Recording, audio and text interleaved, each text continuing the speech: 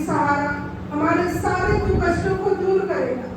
इसलिए हम अपने परिवार से भी ज्यादा अपने सहारा को मानते थे। हमें लगता था कि हमारा परिवार हमें छोड़ देगा, लेकिन सहारा हमें कभी नहीं छोड़ेगा। लेकिन हमारी सोच गलत थी। हमें लगता था कि हमारे जो वरिष्ठ अधिकारी होते थे वे जो हमें समझाते थे कि आप लोगों को अपने परिवार चलाने के लिए आप लोगों को कैसे काम करना है, हमें लगता था वो जो हमें रास्ता दिखा रहे हैं हमें उसी रास्ते पे चलना है। उसी तरीके से हम लोग काम भी करते थे। अपने बाल बच्चों को ना देखते हुए सोचते थे आज ना कल ये कष्ट में ना पड़े, बोल के हम फील्ड में निकलते थे। जैसा आप जानते हैं कि हर स्त्री 9 महीने अपने बच्चे को पालती है पेट में, तो भी हम लोग 9 महीने जब तक हम लोग बच्चे को जन्म नहीं देते थे तब तक हम लोग काम करते थे।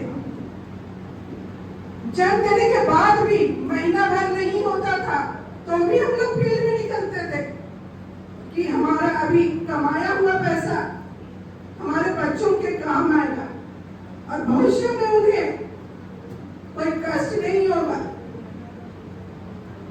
जैसे मेरा बेटा 12 साल का है, हम सोचते थे कि जो कष्ट सह के हम लोग बढ़ रहे हैं बच्चों को वो कष्ट ना हो, बोल के हम उसके नाम से फिक्स भी किए और वो सर्टिफिकेट नॉमिनी में दिए थे उसका नाम।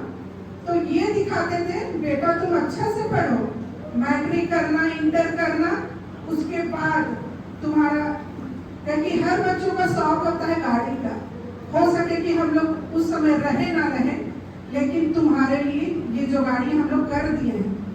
बेटा बोलता था मम्मी तुम अभी ना मेरे लिए इतना सोचती हो तो क्यों ना सोचे, दिन रात धूप गर्मी जाड़ा बरसात हमें कुछ नहीं लगता था। यहाँ तक कि कोरोना के समय भी हमें लगता है मेरी बेटी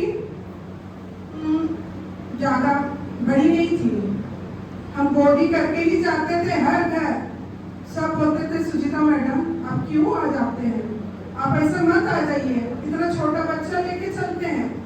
हम बोले कि नहीं कुछ नहीं होगा, नहीं आप ऐसा कीजिए, आपका अकाउंट दे दीजिए, हम लोग उसी में पैसा आपका जमा कर देंगे, आप रेनुअल वहीं से हम लोग का कर दीजिएगा। इतना सुविधा मिलता था हम लोग को, इतना विश्वास था जमाकर्ता का। लेकिन हमारे इस विश्वास को हमारे सहारा के इस निर्वक्षियों ने खत्म कर दिया। लेकिन अभी भी ऐसा नहीं है कि हमारे जमाकर्ता हम पे विश्वास नहीं करते हैं। ये इसलिए हुआ कि जिस दौर से जब हम गुजर रहे थे, एक मेरी जमाकर्ता आई, बोली कि आप तो बोलते हैं कि पैसा मिलेगा लेकिन अभी तक तो मिल नहीं रहा है। बोली कि एक घर नहीं देने सकी तो वो सुसाइड कर ली। हम बोले दीदी आप घर आए हैं मेरा यही बताने के लिए ना कि पैसा नहीं मिल रहा है तो हमने फांसी लगा दी। बोली कि नहीं हम ये नहीं चाहते, लेकिन हम उस दिन से अपने को सोचने लगे कि हम अपने को कहाँ ले जाएं, समझ में नहीं आ रहा था। घर अंदर में रह के घुटते थे, बच्चों को बोलते थे किसी का फोन आने से मत उठाना, कितनों को जवाब देते, कुछ